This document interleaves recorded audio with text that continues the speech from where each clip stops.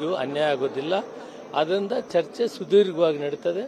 Consensus ಮಾಡಿ ಎಲ್ಲರೂ ಒಪ್ಕೊಂಡು ತೀರ್ಮಾನ ಮಾಡ್ತೀವಿ. ಆ ಥರ ಇಲ್ಲ, ಏನೂ ಇಲ್ಲ, ಯಾವುದು ಇಲ್ಲ. ಕ್ಯಾಬಿನೆಟ್ ಅಲ್ಲಿ ಯಾವುದೇ ಅಭಿಪ್ರಾಯ, ಯಾವುದೇ ಡಿಸಿಷನ್ಗೂ ಬರ್ಲಿಕ್ಕೆ ಇಲ್ಲ, ಚರ್ಚೆ ನಡೀತಾ ಇದೆ. ಇದು ಬಹಳ ದೊಡ್ಡ ಪ್ರಮಾಣದ ಕೆಲಸ. ಯಾವುದೇ ಒಂದು ಜಾತಿ ಉಪಜಾತಿಗೂ ಅನ್ಯಾಯ ಆಗಬಾರದು. ಸಂವಿಧಾನಬದ್ಧವಾಗಿ ಎಲ್ರಿಗೂ ಆ ಜನಸಂಖ್ಯೆ ಆಧಾರವಾಗಿ ನ್ಯಾಯ ಸಿಗಬೇಕು. ಅದರಿಂದ ಇದರ ಚರ್ಚೆ ನಡೀತಾ ಇದೆ. ಮುಂದಿನ ಕ್ಯಾಬಿನೆಟ್ ಆಗಲಿ ಇನ್ನೊಂದು ಕ್ಯಾಬಿನೆಟ್ ಆಗಲಿ ಎಲ್ಲರೂ ಸಮಾಧಾನವಾಗಿ ಮಾಡಿ ಎಲ್ಲರನ್ನು ಒಪ್ಪಿಸ್ಕೊಂಡು ಮಾಡ್ತೀವಿ.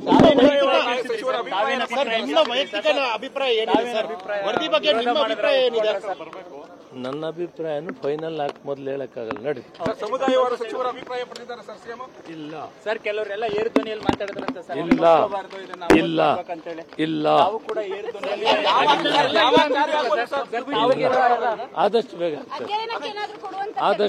ಆದಷ್ಟು ಬೇಗ ಆಗ್ತದೆ. ಎಲ್ಲರೂ ಒಪ್ಪುವಂತ ತೀರ್ಮಾನ ಕೊಡ್ತೀವಿ.